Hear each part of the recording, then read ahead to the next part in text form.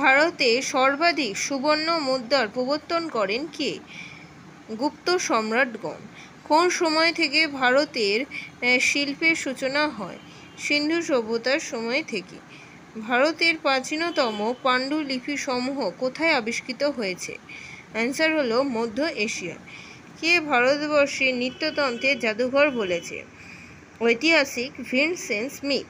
বৌদ্ধ মঠকে কি বলে? অ্যান্সার হলো বিহার। প্রতিটি বেদের ভাগ হচ্ছে কটি থাকে? প্রতিটি বেদের ভাগ হচ্ছে দুটি করে। একটা হলো সংহিতা এবং ব্রাহ্মণ। বুদ্ধদের ধর্মগ্রন্থের নাম কি? ত্রিপিটক।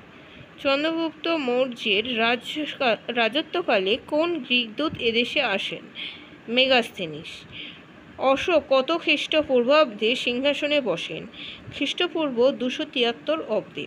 আলেকজান্ডার ও কুরুর মধ্যে যে যুদ্ধ সংঘটিত হয়েছিল তা কি নামে পরিচিত? হিদাসপাসের যুদ্ধ নামে পরিচিত, যেটা হয়েছিল 325 খ্রিস্টাব্দে ঝিলাম নদীর তীরে। ভারতবর্ষ সর্বপ্রথম কোন বৈদেশিক জাতির দ্বারা আক্রান্ত হয়? অ্যান্সার হলো পারসিক জাতি দ্বারা। রাহেলার রচয়িতা কে? ইমন বতুতা। কনিষ্কের রাজসভায় শ্রেষ্ঠ দার্শনিকের নাম কি? নাগার্জুন। মৃচ্ছটিকা নাটকটি কে রচনা করেন? শুদ্ধক। গোখেল কাকে প্রাচীন ভারতের সুবর্ণ যুগের অগ্রদূত বলে অভিহিত করেছেন?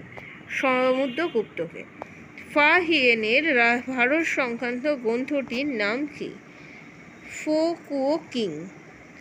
মহাকবি কালিদাস কত খ্রিস্টাব্দে কোন সম্রাটের রাজসভা অলঙ্কৃত করেছিলেন?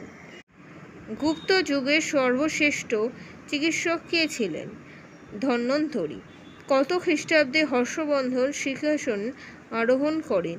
606 খ্রিস্টাব্দে।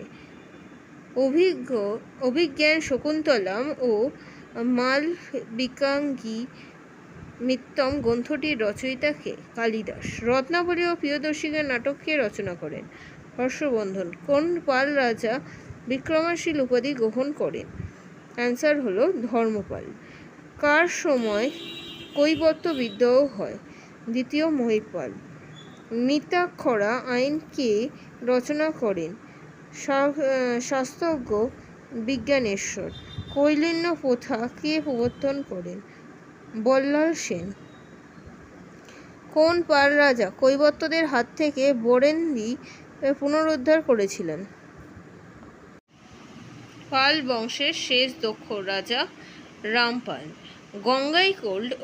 গঙ্গাইকোল চোল ও উত্তম চোল উপাধি কে ধারণ করেন? প্রথম রাজেন্দ্র চোল। কে রামচরিত রচনা করেন? সন্ধ্যাকর নন্দী। দানসাগর ও অদ্ভুতসাগর গ্রন্থটির রচয়িতা কে? বল্লাল সেন। কোণারকের সূর্য মন্দির কে নির্মাণ করেন?